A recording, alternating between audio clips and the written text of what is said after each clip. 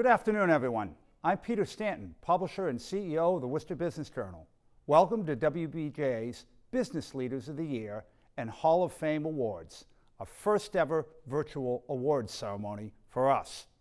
I just want to take a moment to acknowledge that I haven't put on a sport coat or a tie for 2.5 months. My hair was cut last week by my 15-year-old son, and so if that's what it looks like, my apologies. But it's great to sort of be here with everyone virtually. And because this is a celebration, I wanted to kind of, as an opening salvo, open a nice Don't Worry from Wormtown Brewery as part of our sort of setting the tone for the event. So if you don't mind, I'm actually recording this, and it's the AM. But I once saw a presentation from Jim Koch of Sam Adams at the Worcester Chamber, and he cracked a beer at around 7:30. So I figure that this is apropos. So cheers to you, cheers to all our winners, and let's get into the program. So typically our event is held in the beautiful surroundings of Cyprian Keys Golf Club, where there's a lot of great networking as well as food and drink. But these are not typical times. So like many events, we have pivoted to what I hope you agree is a unique and entertaining virtual celebration. This is a new experience for all of us, and while there are some limitations to a virtual platform, we will attempt to provide our honorees with a ceremony worthy of their extraordinary achievements. So please grab the adult beverage of your choice, sit back and enjoy the show, and let's really celebrate these remarkable business leaders. Also, I want you to feel free to send a virtual congratulations via whatever method you are watching right now by raising your hand or giving a wave or a like, or send a congratulatory message in the chat box or the comments section on this webcast. So let's get started. Worcester Business Journal's award events are only made possible by teaming up with our sponsors and partners. So I'd like to thank our presenting sponsors, Country Bank and Harvard Pilgrim Healthcare, for their continued support of this program and their deep commitment to our business community. Special thanks also go to our AV partner, Revelation. Without their support and technical expertise over the years, we wouldn't be able to produce high-quality programs like this. And now, instead of them coming to our event at Cyprian Keys, we are here today in Revelation Studio recording this segment of the Business Leaders event. So now I'd like to give our sponsor organizations a chance to say a few words of welcome. And first, I'd like to introduce Paul Scully, the President and CEO of Country Bank.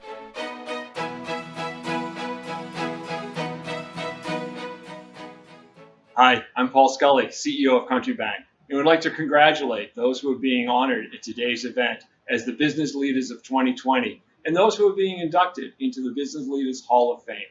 You know, this is a little bit different than we had thought it was going to be. We had all hoped that we would be together, but we knew as time went on that it would be probably a virtual event, certainly different, but I think we're all getting used to events being different and not being able to celebrate in person.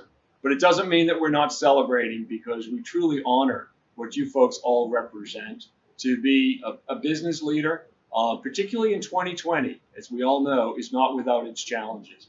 It requires being nimble, being responsive, thinking a little bit differently, and just rising to the occasion, as you folks obviously have done throughout your careers. So on behalf of Country Bank and everybody at today's event, congratulations, job well done, stay healthy, and hopefully next year we'll be back together in person. Next, I'd like to introduce Patrick Cahill, who is the Vice President of the Massachusetts market for Harvard Pilgrim Healthcare. Patrick.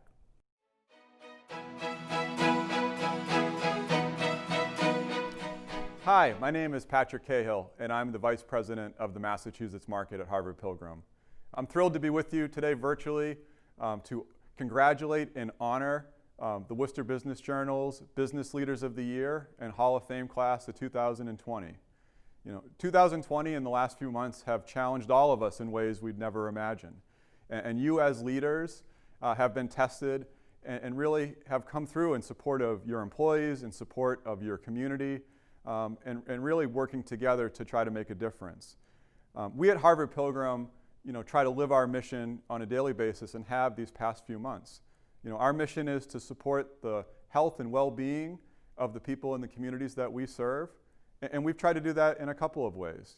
First, helping people get access to COVID testing and treatment and telemedicine during this time, partnering with providers, hospitals and physicians as they've done obviously important work and heroic work on the front lines.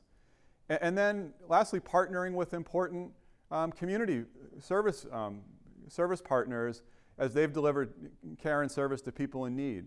Partners like the Boys and Girls Club of Worcester, the YWCA of Central Massachusetts, Lift Worcester, and the Regional Environmental Council. These important organizations have done such wonderful work, and we've been very pleased to partner with them. So again, on behalf of Harvard Pilgrim, congratulations to all of our honorees on your accomplishments and the work that you have done as leaders. And really, on behalf of Harvard Pilgrim, look forward to seeing you in the coming months as we're able to be together. Take care. Thank you both. And now I'd like to hand things off to WBJ's editor, Brad Kane, who will tell us about the Business Leader Awards and get us started with the presentations. Brad, the floor is yours.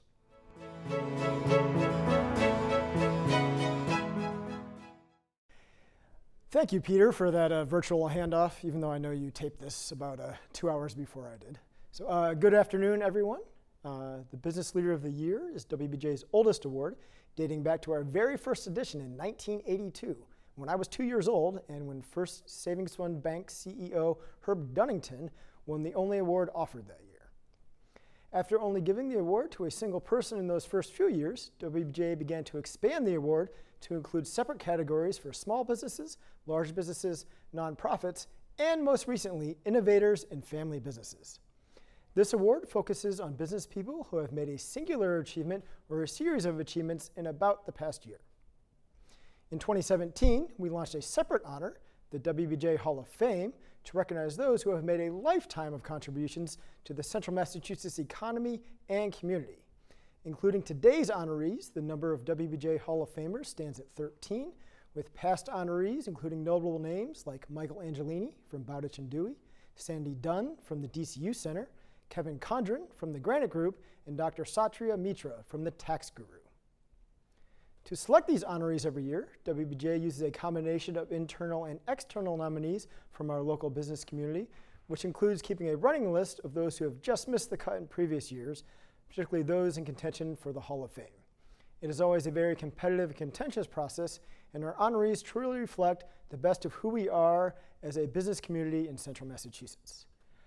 So before we jump into the presentations, I did see Peter in his recording did leave me a beer.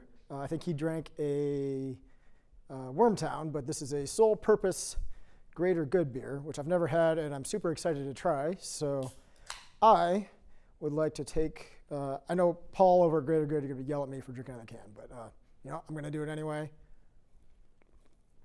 I'd like to salute all the winners right before we do the presentations. This is an amazing beer. This isn't a commercial. And so here's cheers to all you winners. Now let's begin the presentations.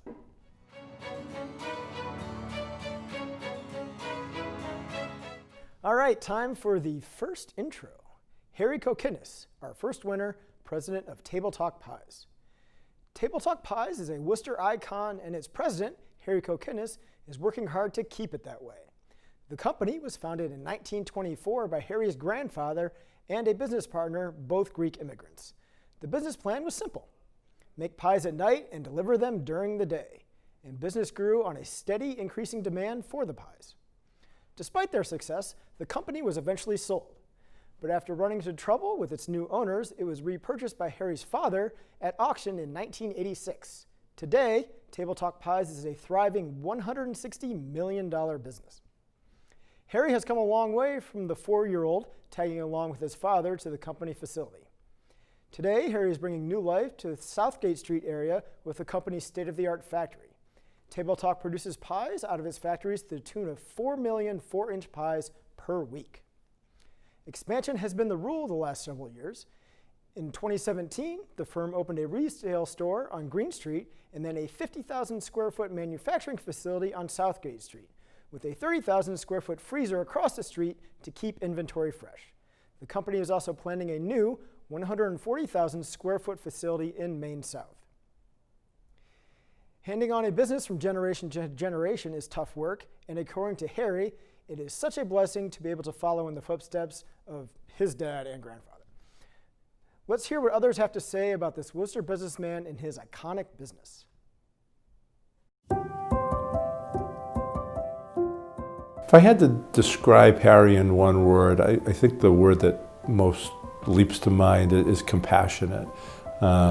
He has a compassion for his workers. He has a compassion for the community. He really thinks of himself, yes, as a business leader, but also as a business leader with a conscience, a sense of responsibility to the people who work for him and to the community that has been home for so many years. Harry's passion comes from his father and his grandfather before him. Hardworking, dedicated, compassionate, and it's instilled on him, and he carries that throughout, to this day. What's incredible about Harry as a leader is that he takes the values and the traditions that were started almost 100 years ago, and Harry has taken that to heights and grown the business in a way that I don't know if his grandfather or his father would have ever imagined. And I think they'd be very proud of him. I know they'd be very proud of him. I have learned from Harry that you have to be humble.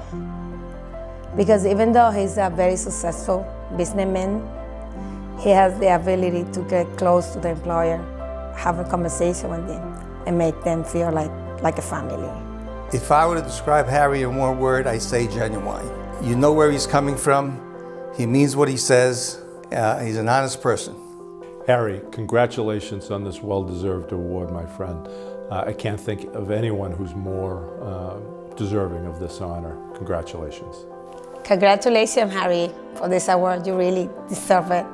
And I wanted to say thank you for the opportunity of being part of the Tabletop family. Thank you so much.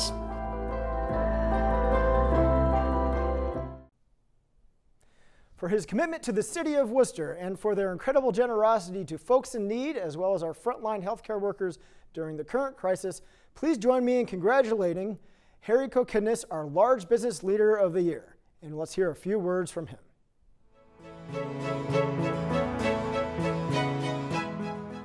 I'm Harry Kokkinis, president of Table Talk Pies, located here in Worcester, Massachusetts.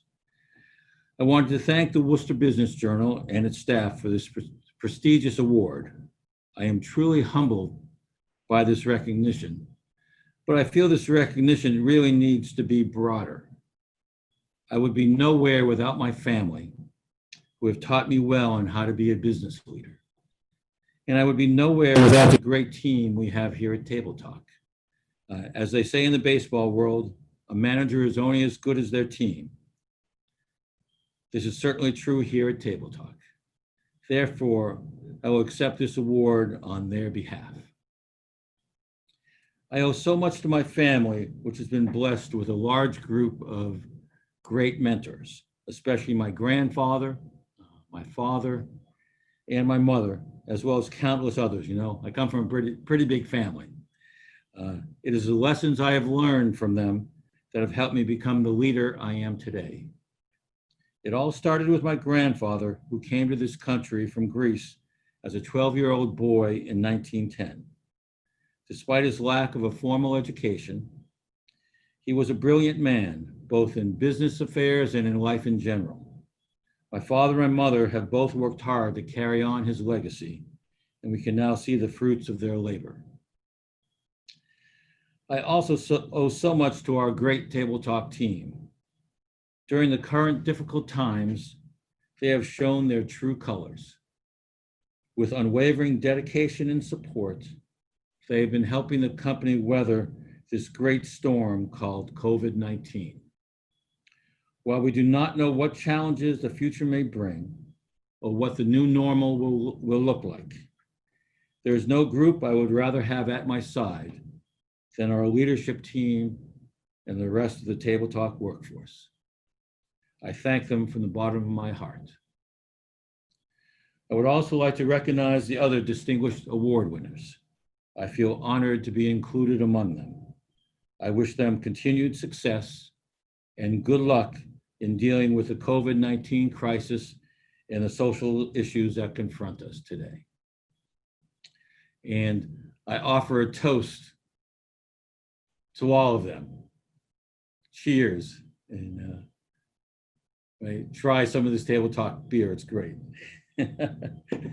Be well and stay safe. And again, thank you so much.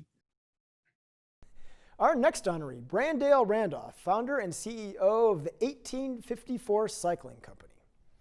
When the hedge fund Brandale Randolph was trading for went bust, he became an activist, speaker, and writer with a focus on fighting poverty.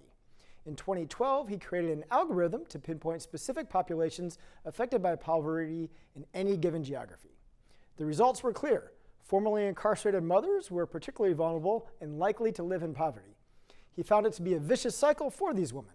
Employers are often reluctant to take a chance on people who've been imprisoned, but living without a decent income can too often lead to another trip back to incarceration. Frustrated with that destructive cycle, Brandale wanted to find a way to provide an outlet for these women to earn a living wage, and so he launched the 1854 Cycling Company.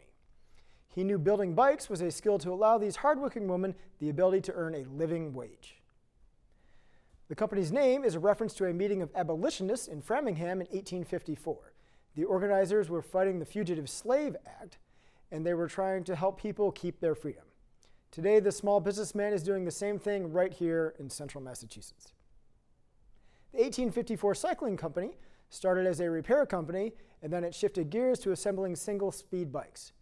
Its parts became more costly. Brandale shifted gears and is due to open his own manufacturing facility to produce the parts needed for assembly. In addition, he is working with local police departments to equip the bikes with mobile communication devices to allow them to instantly provide assistance to those in need, such as pictures of missing persons or resources printed out for the homeless. Brandale anticipates starting operations as soon as this summer, including hiring about 150 workers, including 80 formerly incarcerated individuals, and paying them a living wage. Now let's hear what a few others have to say about Brandale Randolph. I think the traits that Brandale has that makes him a great leader are, I think, tenacity and passion. I think he shows a lot of assertiveness in a positive way. Once he sees something, he wants to go for it. One of Brandale's, or several of Brandale's qualities as far as leadership is concerned, is that he listens, he engages, he's respectful. He has no problem telling you how much he appreciates what you bring to the table. He's honest. He's always looking ahead to what's best for not just himself, but the people that he's working with. He feels so strongly about things, and I think sometimes doesn't realize how much he sacrifices for other people. Even with starting a venture or starting a nonprofit, so much of the focus is on other people. And it's just unusual. Most people first start off with, well, how does this help me? But that comes later for him. He's very funny. He has a good sense of humor, and I like that. Also, he does really well in business, and I also like that he really cares about people in poverty. So yeah, I'm very proud of him, and I love him and appreciate him, especially because he can balance out work and being with me and my little brother. I love you from Josiah to Dad. Hey Brandale, it's Ian, and on behalf of myself and everybody at Media Boss, we are so extremely proud of you. This has been a long journey, and every step of the way you have picked yourself up, dusted yourself off, and pursued your passion, and we couldn't be more inspired by your work. Congratulations, Brandale. We're so proud of you. We love you. We love you, Dad.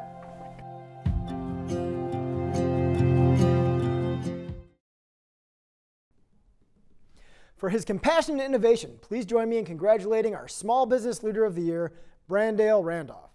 And now let's hear a few words from him.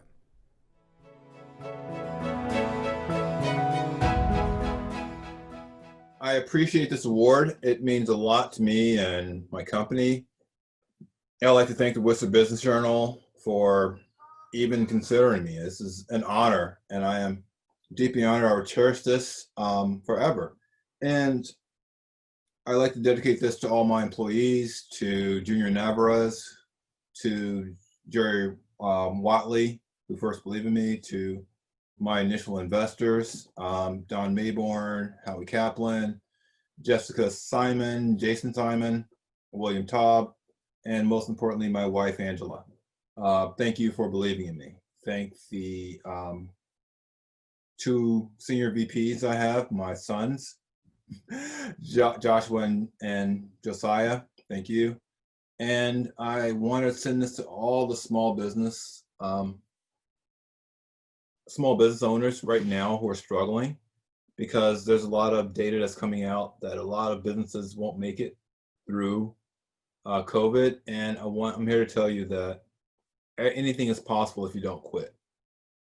We can always adjust, but once we give up, it's over. Please do not give up. Even in your worst times, do not give up. And if there's anything I can impart to you right now, looking out towards us, is that there's something special for us in the future. There's something that we don't know that's going to happen in the future, but if we're going to survive this, it's going to be very special. And as one of the few, if only, Black recipients of this award, I'd like to dedicate this to all the small business owners, Black small business owners who are going through even a tougher time right now with the world the way that it is. So with that said, thank you. Black Lives Matter. We'll make it work. Thank you. And next up is Paul Sellew, CEO of Little Leaf Farms. When it comes to innovation, Paul Sellew of Little Leaf Farms is at the forefront of his industry. Little Leaf is using hydroponics and the latest technology to grow lettuce year-round, not a small feat in the Northeast. His Devon's greenhouse grows and distributes lettuce to local supermarkets and schools without the use of soil, pesticides, herbicides, fungicides, or for that matter, any real human interaction, with just a fraction of the water that farmers use. Expanding steadily since it first opened in 2016, Little Leaf is poised to open 2 new 20-acre greenhouses in Pennsylvania and North Carolina. It will be providing fresh produce for the East Coast in a time when most lettuce needs need to be shipped from California or Arizona. Little Leaf lettuce is a product higher in quality, taste, and freshness than the traditional Southwest U.S. growers we're used to tasting. According to Paul, we're at the beginning of a food transformation, and what's driving that is advances in technology. So is Little Leaf an agricultural company or a tech company? The answer is both. Now let's hear what a few others have to say about this innovative business leader. So Paul is the president and CEO of Little Leaf Farms, and Little Leaf Farms exists to transform the way food is grown. Paul founded the company 5 years ago because he wanted to do a better job of feeding folks in New England. He sees an issue or a problem or something that could be fixed or done better, and he just goes after that. And he doesn't really let sort of conventional ways of thinking get in his way. He doesn't let what some might think of as being idealistic get in his way. He can think outside of the box and be innovative about things, and I think that's just naturally where he gravitates. It's amazing when you sit with him, he's very quiet, but you know the wheels are turning. And he may know the answer to the test, but when he sits in a room, he allows his team to ask the questions, and he's a great listener. Paul is a good leader because he has an intense focus on what's most important for the company right now and what we have to achieve today to be successful. But he also has an intense curiosity about new things. Part of what makes him a special leader is, and people kind of gravitate to him, is because he's really smart. So in Boston we say he's wicked smart. The most impactful thing that I've learned from Paul is don't make perfect the enemy of the good. We're trying to grow a business, quickly, and sometimes you have to forge ahead and make the best guesses you can at the time. without having all the answers, without it being perfect. It's okay to put yourself out there and be wrong or not quite perfect than to not put yourself out there at all. Congratulations, Paul. So proud and honored to be able to sit here today and offer you just job well done. To Bonnie, to Eric, to Chris, just great job, family. Appreciate all you do. Proud to be your partner, proud to be your friend. Paul, I know it's your own drive and passion that motivates you every day, but once in a while, external affirmation is pretty nice. So congratulations on this award, and I look forward to continuing to work with you every day. For his ingenuity and commitment to producing healthy products in a very green manner, please join me in congratulating our Innovative Business Leader of the Year, Paul Sellew. And now let's hear a few words from Paul. Hi, I'm Paul Sellew. I'm founder and CEO of Little Leaf Farms, and I just want to thank the Worcester Business Journal for this great honor. It means a lot to me. It means a lot to Little Leaf Farms to get this recognition, so thank you very much. Also want to acknowledge all the other talented winners in this as well. I'm very honored to be with such a great group of people. A little bit of an overview on Little Leaf Farms. We basically grow lettuce here in central Massachusetts. So we started it in 2015. We doubled it again in 2018, double it again in 2020. And I'm so grateful for my retail grocery customers, food service customers, and ultimately the consumers that are buying our product. And it really means a lot when you can take an innovative idea and turn it into an actual business. So very grateful for that. Couple things around innovation. So there's a lot of bright, open-minded people out there, and there's a lot of ideas. I really think what really makes a good idea into something that could be called innovative is if you actually do something with it. So I'm so grateful to have worked with such an unbelievably talented group of people, my management team, all my colleagues at Little Leaf. Together, we view we're transforming the way food is grown. You might not have known prior to Little Leaf, but all the lettuce was coming from thousands of miles away in California and Arizona.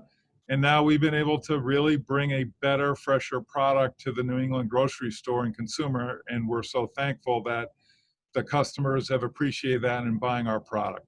So we had the courage of our conviction in starting Little Leaf and turning this idea into a successful business. And once again, could not have done it without the great leadership team I have here at Little Leaf Farms and all the hardworking, dedicated employees that make this place run on a day-to-day basis. So once again, thank you very much. Next up, we have a trio of winners, Edna, Gregory, and Miriam Hyder from Ed Hyder's Mediterranean Marketplace. Ed Hyder's Mediterranean Marketplace is a community institution that not only has persevered over the last several decades, but has grown and expanded its offerings. Following the passing of the market's founder and namesake in 2018, his children Miriam and Gregory and his wife Edna continued his work and built on their unique grocery legacy. His family strives to balance the traditional with the new. Ed began importing items like cheese and olives, offering a taste of his own Lebanese heritage, and also catering to his Greek, Armenian, and Middle Eastern neighbors. The Hyders continue to change with the times, adding new specialties, unique products, and altering the store's physical layout to better serve its wide range of customers. The store is a true destination for a diverse cross-section of Worcester and surrounding towns.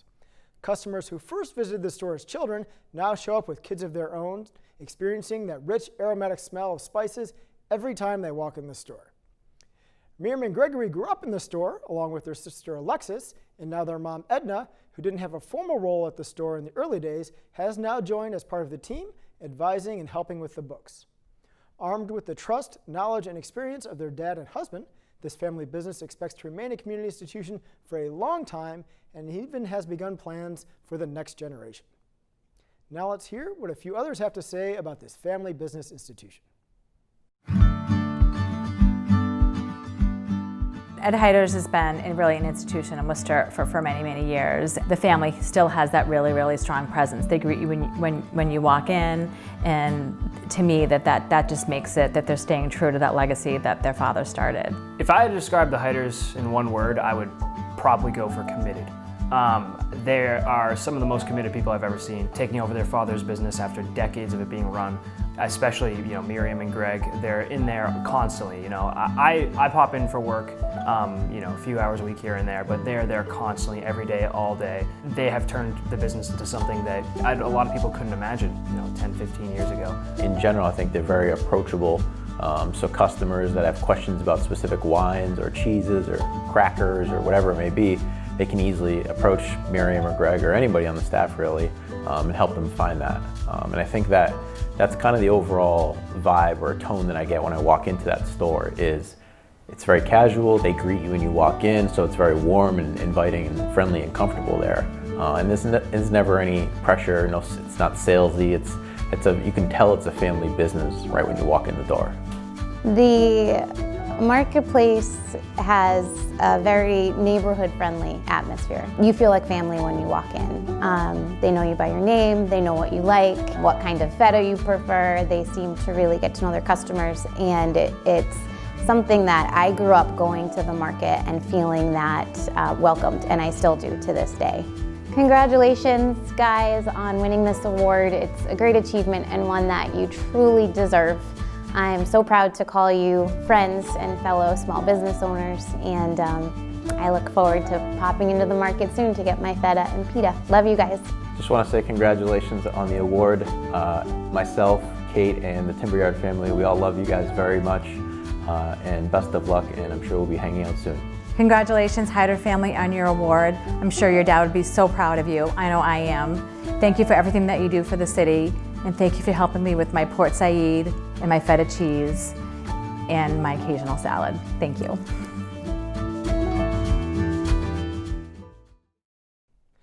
Please join me in congratulating this tight-knit, long-standing family business leader of the year, Edna, Gregory, and Miriam Hyder.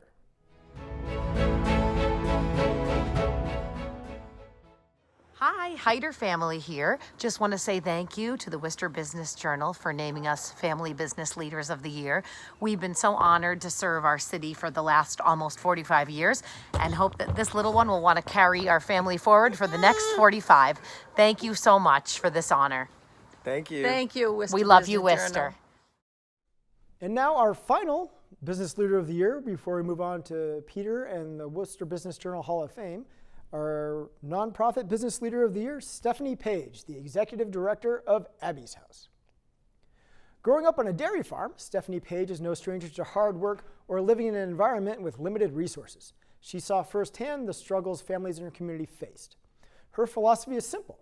Education is a privilege and should be used to improve communities to the benefit of others, while she puts great value in listening to others. Stephanie is not inclined to tell people what the answers are, but to listen closely, to discern their real needs, and to help find solutions. This has been her mission since graduating from Brown University. Of the women she works with, Stephanie said, she's proud of them. Proud they come through the door, proud they come for help, proud that they have some significant challenges in their lives that they're facing up to, and that they have the perseverance to overcome, proud they can hope, and proud they can dream. Clearly, her staff and clients have been her inspiration for the daunting task of raising $16 million for the renovation of Abby's House, which typically runs on a $2 million annual budget. To accomplish the end product of a beautiful and uplifting safe haven for women, she has brought together government agencies, foundations, key individuals, businesses, and consultants to put together a sophisticated facility. Stephanie supervised the project herself, finishing on time and on budget, believe it or not. Alania Olson, president of Abby's House Board of Directors, had this to say about Stephanie. In a lot of ways, she has elevated our standing in the community, in the financial markets by accomplishing what she has. It is her dogged, steely will to get things done. She's just someone who does not give up. Now let's hear what a few others have to say about Stephanie. If I had to use one word to describe Stephanie, I would use the word collaborative. If there's one thing she believes in, it's that a team can accomplish anything. And she has proven that to be true. I think the thing that I admire most about Stephanie is her thoughtfulness and the way that she handles herself. with board, with volunteers, with donors. You know, I've seen her in many different scenarios, and she just has a very calming and a very thoughtful way of handling herself. And that's, I think, something that I admire most about her. She is a less dramatic form of our namesake, Abby Kelly Foster, who lived her life in the pursuit of abolition of slavery. And I thought, this woman has some of her Abby's strong qualities, because she impressed me as someone like Abby who would think that nothing is done while anything remains to be done. And I just had that feeling that she belonged there. We really needed to renovate our building at 52 High Street, which has single unit housing for 56 women. It was a $14.2 million renovation. And yet she was able to do this with no previous experience. She managed the whole project. We actually finished the project on time, on budget, with no debt to Abby's house. Stephanie, congratulations on this award. It's so well deserved. Stephanie, congratulations. I couldn't be happier for you, nor could I be more proud that you are the Chief Executive Officer at Abby's House. For her compassion, commitment, and determination to help those who need to come to a place where they can help themselves, please join me in congratulating our Nonprofit Business Leader of the Year, Stephanie Page. And now let's hear a few words from Stephanie.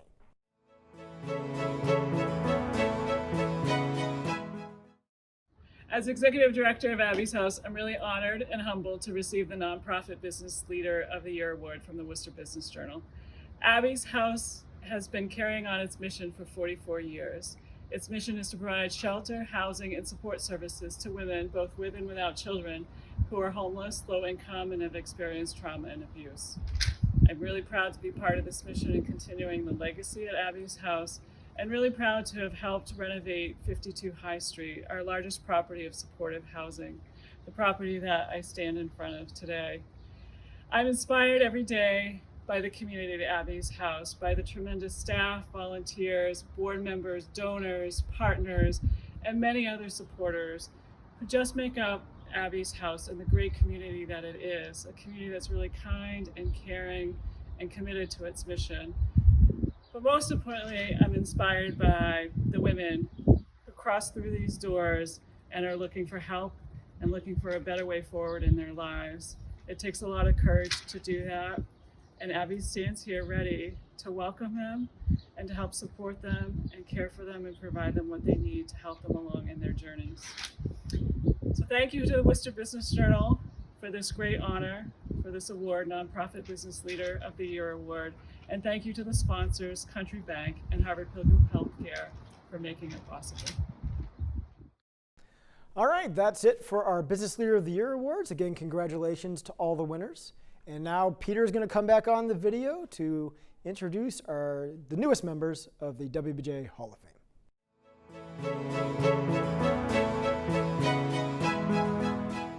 Thank you, Brad. And now for the Hall of Fame. First, Linda Cavaiola, Executive Director of the YWCA of Central Massachusetts. The YWCA of Central Mass is center stage when it comes to addressing some of the most entrenched challenges facing our community. And for 35 years, the leader at the helm has been Linda Cavaiola. She's now in the middle of a monumental task, which is the $24 million renovation of the YWCA's physical plant. The building is typically a hive of activity, usually serving 300 to 400 people a day, with programs ranging from childcare and youth programs to domestic violence services and temporary housing for women facing life transitions. I say typically because the current COVID-19 crisis has made navigating the construction and executing their everyday critical services a challenge. However, Linda and her team persevere. Throughout her career, Linda has always found herself being an agent of change. She has leveraged her institutional understanding to make the YWCA a leader in fighting for racial justice.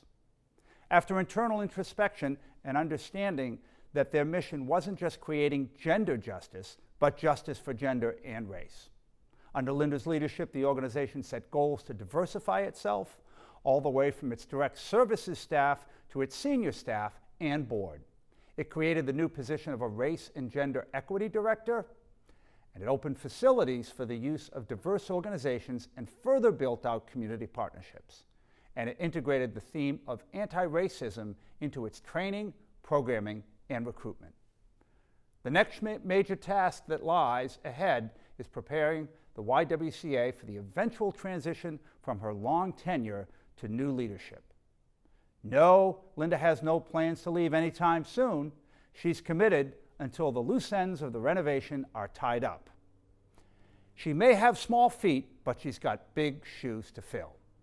The massive building project, like everything she does, is aimed to serve the community. The firms the YWCA partnered with on the construction are mostly women-owned or led by women, and the project leadership team from Consigli Construction is female. The renovation project includes a commitment to hire union workers, women, people of color, local residents, and apprentices in training. As Linda stated, the YWCA is really mission-driven. We did the project with our mission guiding us. Amen. Now let's hear some more from Linda herself.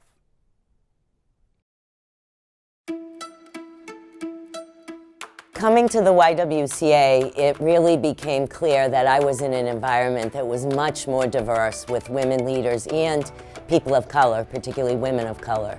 And that's one of the reasons when I came here, we were really good at empowering women and girls, not so good at the racial justice work.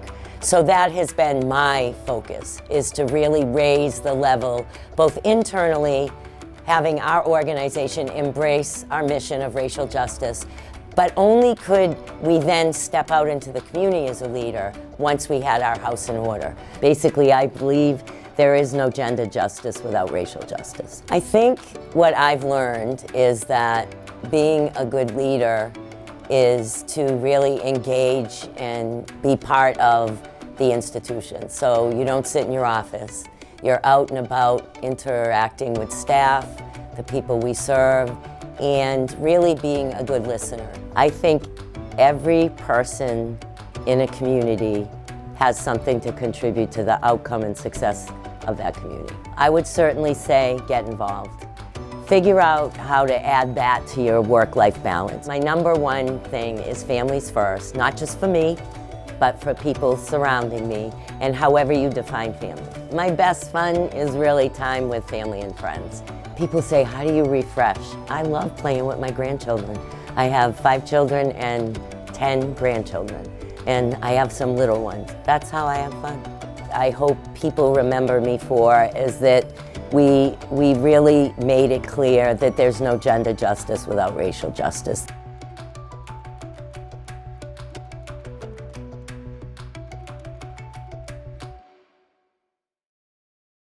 Please join me in congratulating this strong and mighty 2020 Hall of Fame inductee, Linda Cavaiola.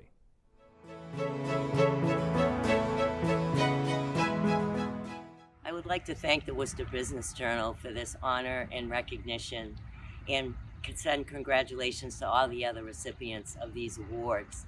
I will tell you that I follow in the footsteps of so many incredible women of 135 years of the YWCA history in the Central Mass area. I would also like to pledge to use my privilege as a white woman to hold the hands of my brothers and sisters of color and other women, that they have the same opportunities for leadership that I have had throughout my journey. And I would also like to thank my colleagues, staff, and volunteers at the YWCA for their support and guidance. Karen Kohler, the President and CEO of RCAP Solutions, Inc. Throughout her career, people and community have always been in Karen Kohler's blood. And at RCAP Solutions, her love for community and addressing critical needs of those who need help has flourished. When Karen joined the organization in 2001, its sole focus was on affordable housing for low-income and elderly individuals in northern Worcester County. She immediately made her mark and helped transform RCAP into a multifaceted organization. The firm's budget has reflected that growth, growing from $19 million, largely made up of Section 8 funds in the original organization, to a $45 million operation with 10 subsidiary organizations today. It has also grown its programs, including housing consumer education programs, rural programs like private well assessments, income surveys, and GIS mapping. Similar to our other Hall of Famers, Karen expects RCAP to be where her career ends, but not before embarking on another big initiative this year. After 50 years, the organization is rebranding and transitioning to a business model less dependent on government funding. After being tested by a bout of cancer, Karen is determined to see through this transition period and continue the work of putting rural communities on the same playing field as big cities. Now let's hear from Karen herself. I take great pride in mentoring. I've got a lot of women, young women, as well as some men who have moved up in the organization. I believe that a mentor has to help you to grow and develop, make mistakes. And that's kind of where I am now in my career, is that I'm trying to help the next generation grow. I do believe that I've got a lot to pass on, and the best thing I can do is get the hell out of their way and let them do their job. I guess my feeling about being a good leader is to allow yourself to continue to make mistakes also. I try to be consistent. It's not always easy, but I truly believe being a consistent performer, being consistent with your messaging is a critical part of leadership. My leadership style has changed, I would say 180. I was very dictatorial. I took on an older generation of management. And so over the years, my leadership style has become more, I would say, fluid. But I think that probably my leadership style really shifted several years ago when I got cancer. I had to give it up for a while, and I had to take care of myself. That was in 2018. I'm happy to say I'm cancer-free now. But my leadership was about empowering others. I have a plaque that my husband brought home for me a number of years ago. And it's got a little saying on it. He said, everywhere she goes, she leaves a little sparkle. And it's true. And I think that everybody can smile. It's a matter of saying, what can I do to make someone else smile every day?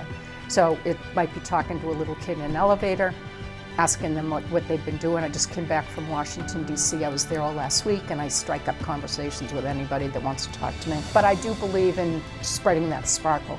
That, to me, is what my accomplishment is. I've got lots of sparkles all over the place, and it makes me feel good.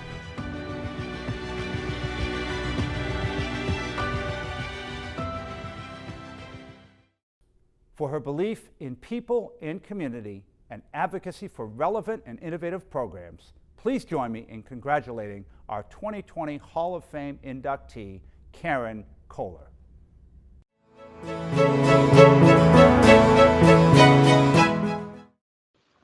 Well, thank you, Worcester Business Journal, for this lovely award. I'm here at my beautiful home, enjoying a beautiful day, very different from what we thought would be happening in March when they originally set up this event. But I do have my sparkly dress on. I have my beautiful glass award, which will immediately go into my glass collection. And I just wanted to make one note about my other sparkle, which is my jewelry.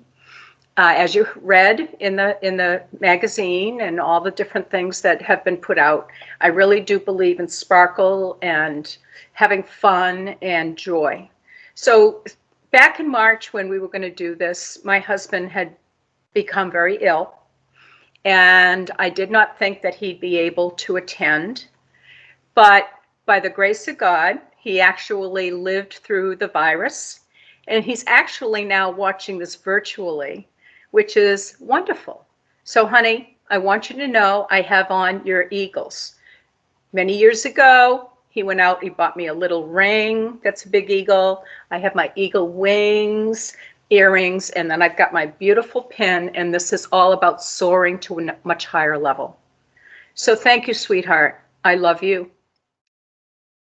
Scott Richardson, president and co-founder of Gorman Richardson Lewis Architects.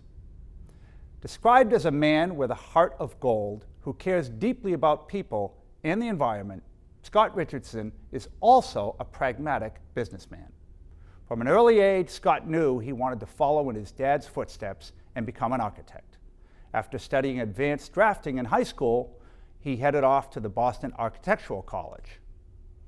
He started the firm in 1976 with partners Michael Gorman and Steve Lewis. The firm now has 23 employees and has successfully navigated and adapted to new technology over the years.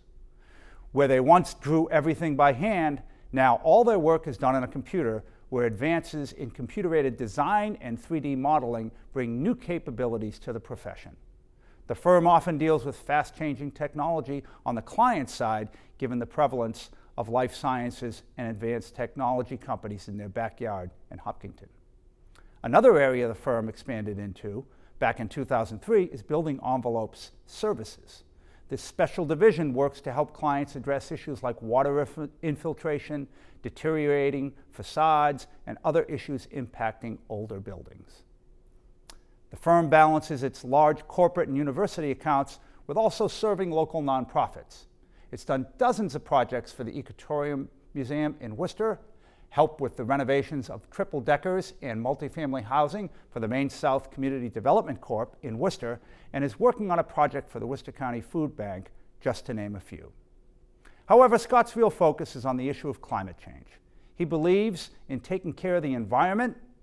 He is a trained presenter for Al Gore's Climate Reality Project, organizing educational events with local chambers of commerce, community groups, and colleges. The climate issue is ever present in architecture as well. Scott's firm is deeply committed to sustainable design, and it stays on top of advances in insulation and renewable energy systems, working with engineers to ensure the buildings that they design have the lowest possible carbon footprint. Now let's hear some more from Scott himself. A leader is somebody that enables people to do things, will motivate them to do things, and maybe motivate them to do things that they might not think that they're capable of. But a leader also needs to lead by example. I wouldn't ask anybody in this office or in my office to do anything that I wouldn't do or be capable of doing. I tend to, again, be what I had thought I could classify as a servant leader, if you will, somebody that works with the team to get things accomplished. I still have stuff I can learn from my staff, no matter whether they've just started here or have been here for 25 years. You're never too old or too entrenched to learn new stuff. I'm most proud of my family, balancing being able to have a great family and also at the same time being able to grow a firm that then impacts in a positive way our employees' families as well. I have a pretty positive personality. Have I been faced with challenges and obstacles, if you will? Sure, but the big thing is kind of sitting there and analyzing what it is, what are the options to help solve it, and then moving through that.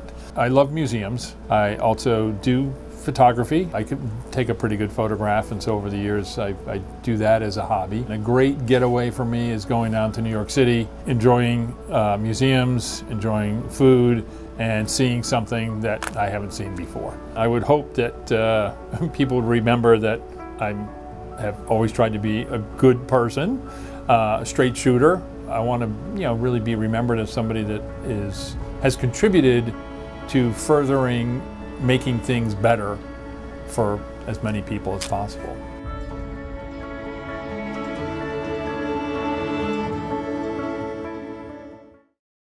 A true leader by example, please join me in congratulating our 2020 Hall of Fame inductee, Scott Richardson.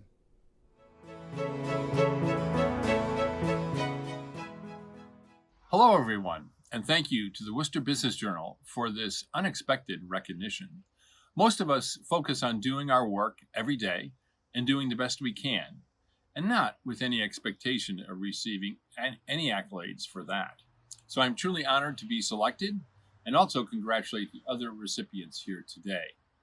As we navigate the current crises, the pandemic and the social justice issues we are facing, I want to thank the entire GRLA team for the extraordinary hard work they do every day to keep us moving forward. And also thank our Central Massachusetts clients for the great project opportunities they have entrusted us with. We look forward to continued growth and success and wish everyone health, safety, and a 2020 that does recover and learns from these current issues. Thanks again, and cheers. Thank you, everyone, for joining us this afternoon. We hope you've enjoyed this virtual ceremony. One additional note, as some of you know, we've created a second element to this award, and everyone who has registered for this event today will also receive an email with links to our special pre-taped webcast with our honorees, a program we're calling Leading Through Crisis and Change, which is a conversation with our Business Leaders of the Year and Hall of Fame honorees. We hope that you will tune in and watch those broadcasts. Our winners have a lot of wisdom to share. So I want to say thank you again to our presenting sponsors, Country Bank and Harvard Pilgrim Healthcare, and to our AV partners, Revelation, for their help in producing this new virtual platform. And of course, let's close with a final congratulations. And I've got my open beer and the head has gone down, so I'll have a sip, and cheers to you and cheers to all of our winners. Best everyone.